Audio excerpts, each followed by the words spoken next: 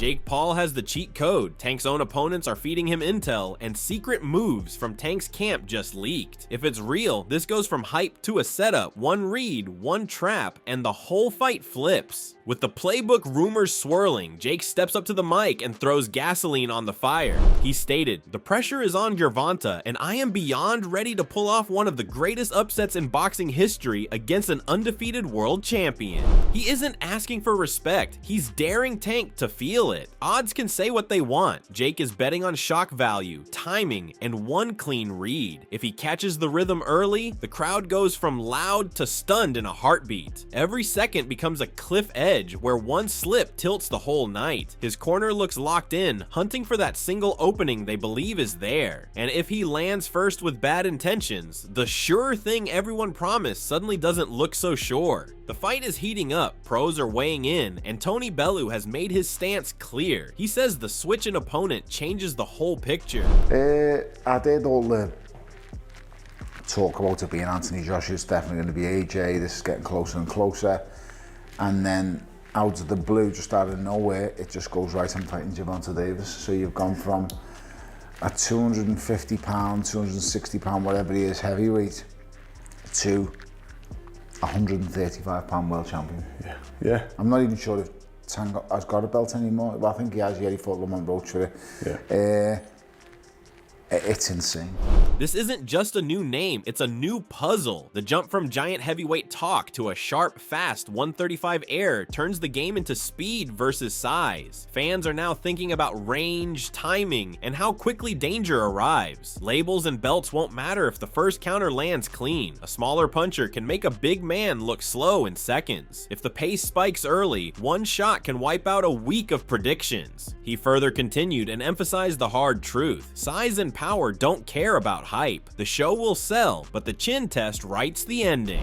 It's just insane. I mean, he's half his size. He never fails to surprise us, does he, Jake Paul? Fair play. Listen, he's a marketing genius, but when it comes to people that picking his fights, I can't get my head around it. Like, I don't know, like, what kind of freak show people are going to be seeing, but people are going to tune in. Yeah. And I'm not gonna lie, if Tank hits him clean, he's going to sleep. Yeah.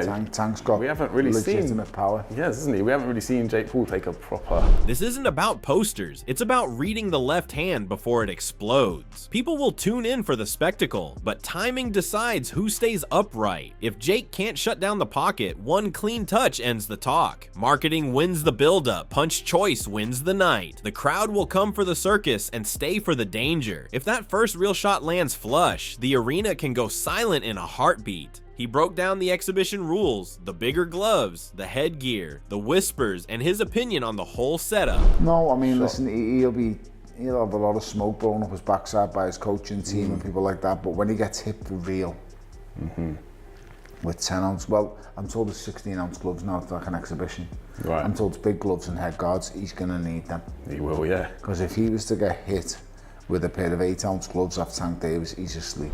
Thicker gloves may slow the blast, but they don't hide the fuse. Headgear won't fix bad habits when pressure closes the doors. If it's an exhibition, the small details matter more. Clinch timing, inside ties, and breaks. Jake will try to make it rough and physical. Tank will watch for the gap on entry. The crowd might boo the wrestler, then gasp at the counter. Even with padding, precision still switches the lights. Then comes the praise with teeth. A finisher who hunts moments, not minutes. Excitement here means threat level, not style points. Because Tank can really punch that, and I think I'd probably go as far as saying I think Tank's probably the most exciting fighter in the world. Yeah, we're huge fans of him, as are you, yeah. Yeah, huge, so exciting. He's vicious, he's a finisher. And yeah, I can't get my head around it. He's going to be fighting someone who's a legitimate size of a cruiserweight. Tank steals seconds, tiny windows that turn into big damage. Jake's cruiserweight frame brings power, but it also brings a bigger target. Body shots test breath before headshots test will. With smart footwork, Tank shrinks space until the exits feel like traps. One slow step and you're stuck on the ropes. When a real finisher smells panic, the fight can end before the judges even look up. Money enters the chat. Activity, bills, and the business of danger. Some see a mismatch. The ledger sees timing. Like, listen, you can't knock Tank whatsoever for taking this fight. He's been sat on the sidelines for quite a while now. He's not active, he's not busy. That means he's not earning. And when a fighter's not earning, how is he supposed to live? Yeah. And people are going to go, oh, well, he's a multi-millionaire already. Well, that's not going to last. He's probably got expensive lifestyle to maintain. So. Exactly. And, you know, he's got a family to keep, and he needs to stay busy. And like I said, this may not be the ideal opportunity. This may not be the ideal fight, but it is the ideal payday, because he will earn an absolute fortune for this. A big payday buys momentum, but ring rust taxes reactions. If Tank is sharp, he cashes the check and keeps the aura. If he's late, he hands Jake the viral clip he's been chasing. Legacies don't hate easy money, they hate bad optics. This is risk control with gloves on, brand versus backlash. One round can flip profit into a headline neither side wants. Strategy gets gritty, rush, lean, maul, make it ugly. If clean boxing won't work, physics will try. He'll rush him, he'll get close to him, he'll lean on him, use his weight. Jake Paul will get close. I think you're going to see something similar to what you're seeing with his brother Logan and Floyd. Okay. But I don't actually think he'll land as much as Logan did. Logan went in like a bull in a china shop, and just roughed up Floyd, threw him around, whacked him around the body. He didn't really have too much finesse about what he was doing, but he done absolutely great when he faced him. Yeah, it was. When you consider what it was. So yeah, I just think Tank and Jake Paul is just, it's welcome to the circle. Jake's best path is chaos. Grab, drag, make the ropes feel like handcuffs. But every clinch counts down to a short, mean counter on the inside. A ref can protect rhythm, not a bad choice. If Tank times the break, the cleanest punch lands the moment hands separate. This could turn into a messy marathon, or end in a blink when timing beats weight. On this tightrope, one slip becomes a clip forever. The buildup hits a new gear. Jake drops the ego and spells out the risk. No YouTuber cosplay here. He's framing this as a real career-defining fight. This is the most dangerous fight of my career. This is no influencer, no MMA fighter, no retired boxer. He's been fighting since he was 5 years old, and I have 5 years of boxing experience. My first pro fight was in January of 2020. I've never fought a professional boxer this experienced, and he's never fought someone my size. He's 30 years old.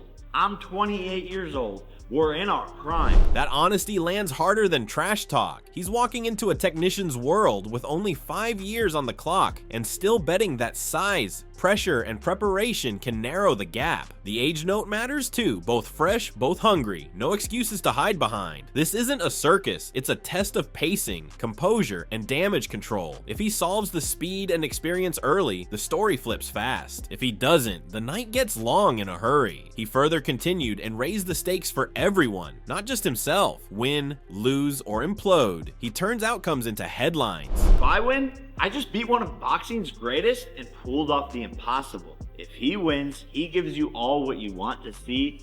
Send me back to YouTube. But if he loses, if he loses, that whole little image of toughness and badassness goes all out the window. All from the little hands of a YouTuber, Jake Joseph Pow.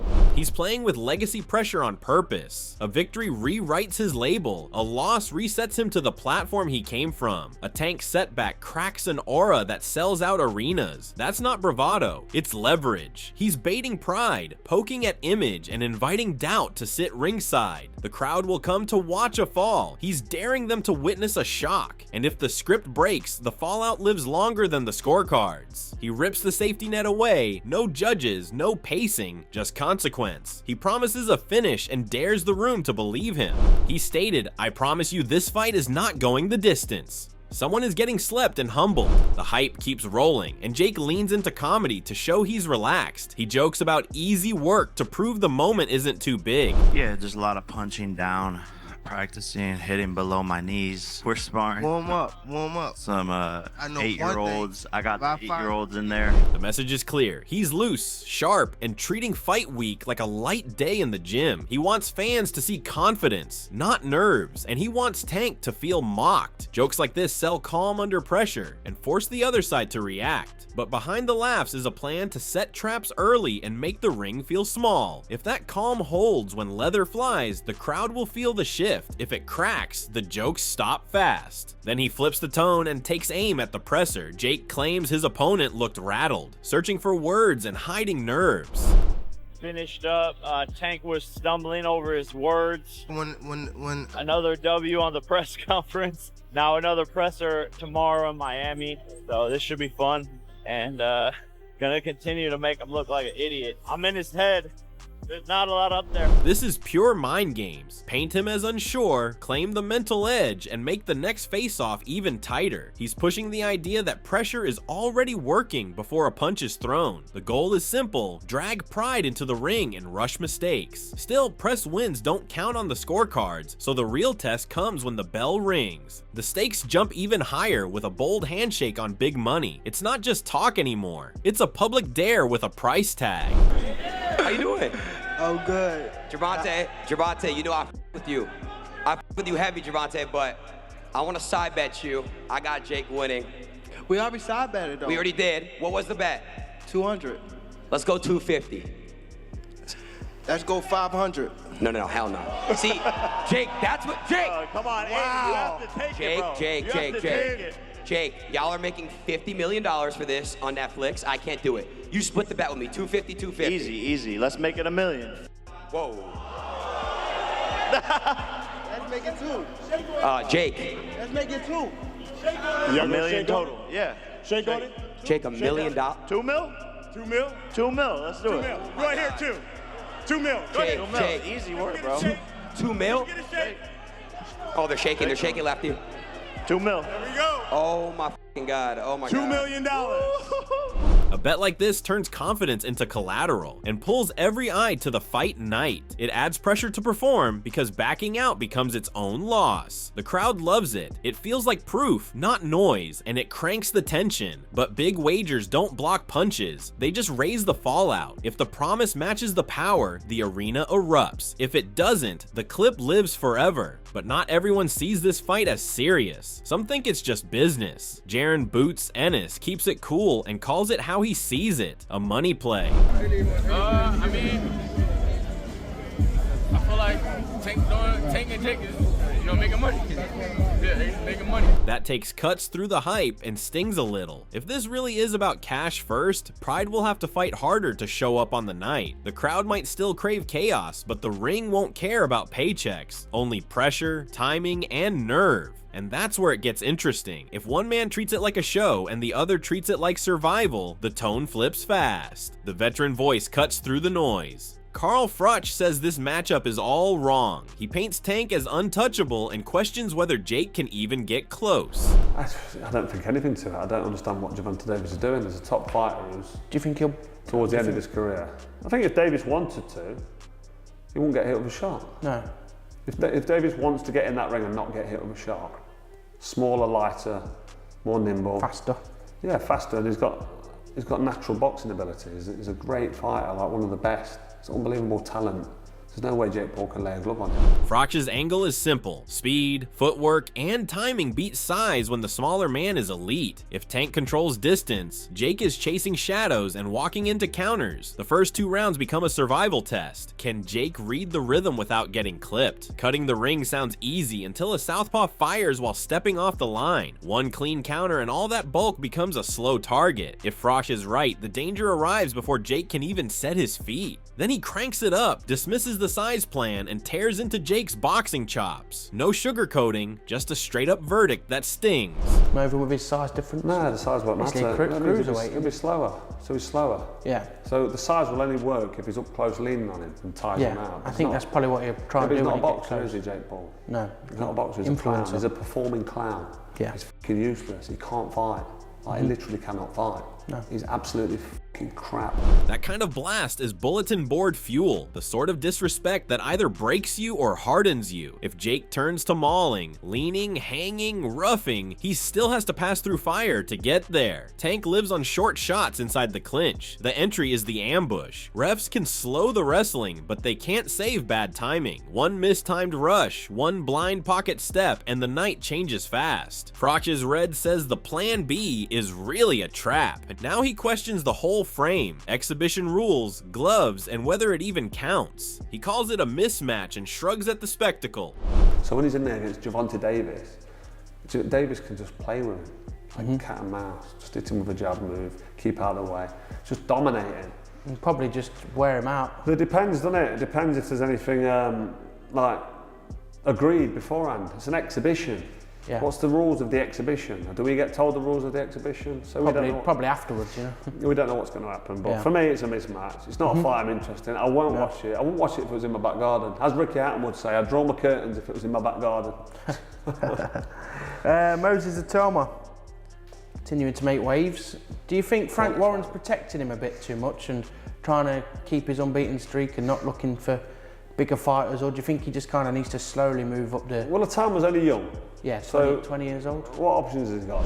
Rule fog matters. Glove size, round length, and headgear can change how danger looks, but not where it lives. If it's soft rules, IQ becomes the weapon. If it's live fire, precision ends the debate. Skeptics will tune out until a punch lands that rewrites interest in a heartbeat. That's the tightrope. Either a slow walk that proves them right or a shock that shuts them up. Pressure builds because apathy is now something to beat. If a real moment happens, even the loudest critic has to look, but not everyone buys the legacy fight angle. Chris Algieri sees a different story. He says the matchup screams cash out and dodging real danger. Not surprising at all to hear that. I mean, I've been saying that. As soon as this fight was announced, I go, oh, Gervonta doesn't want to fight anymore. This is his cash out, and we're never going to see him in a real fight ever again. I believe I said that on our first show when we talked about this. I'm like, we're never going to see him in a real fight again. He flew a little too close to the sun. He touched what a difficult fight is like. He touched what defeat could feel like when he fought Lamont Roach, and he was like, I don't like this. I'm good. I'm going to go make $100 million fighting this giant guy who is apparently a boxer now. And that's it. I'm going to ride off to the sunset with my money, and that will be it. I will retire undefeated with a draw. That red hits a nerve because it flips the motive. Not glory, but security. If that's true, the tension shifts from who's better to who's braver. It paints a picture of a star choosing headlines over hazards, safe money over sharp risks. And that raises the stakes for pride, because once the bell rings, you can't hide behind paychecks. If the smaller man starts fast and mean, the crowd will test that theory in real time. One hard moment and the easy ride into the sunset gets very bumpy. He doubles down and points to the last tough night as the turning point. The subtext is simple: discomfort lingers, and it changes careers. Is that a word? If he had indefensible, if he had blitzed Roach and then fought Jake after, I would have been like, I bet you he's gonna come back and fight again in a real fight. And I could have been wrong, but I think since the Roach fight was as difficult as it was and as uncomfortable as Gervonta looked at the end of that fight. I remember that fight ended. I talked to you that night. I was like, that guy's never getting back in the ring with that guy. He was way too uncomfortable with him. He did not want to be there toward the end of that fight. And I think that just, again, like you said, it's exacerbated. Good word, Dan. Big word. That this whole scenario by the way things actually unfolded. When a fighter tastes doubt, the next contract can look very different. That's the heart of this take. The rough edges of the last war still echo, and this matchup sounds like a softer answer. If that's the case, every exchange with a bigger man becomes a mirror. Are you here to compete or to collect? The audience will feel it in the rhythm. Sharp feet and sharp choices mean conviction. Sloppy clinches mean caution. Should pressure make the eyes wander, the narrative writes itself. But if fire returns and the IQ shines, the critic's case starts to crack. What do you think? Is this a real fight or a cash play dressed with fireworks? Does size help or hurt when the smaller man is the faster, cleaner puncher? Do the bets and the trash talk add real pressure, or are they just noise when the bell rings? Whose corner looks calmer when the first counter lands? If the rules lean exhibition, does IQ beat chaos, or does chaos break the script anyway? If there's a swing, cut, knockdown, shaky legs, who keeps shape and who chases? Drop your winner, your round, and the moment you think changes the fight. Tell us if you're here for legacy, drama, or pure chaos. Let us know your thoughts in the comments below, and don't forget to subscribe and tune in for more breakdowns and post-fight reactions right after the final bell.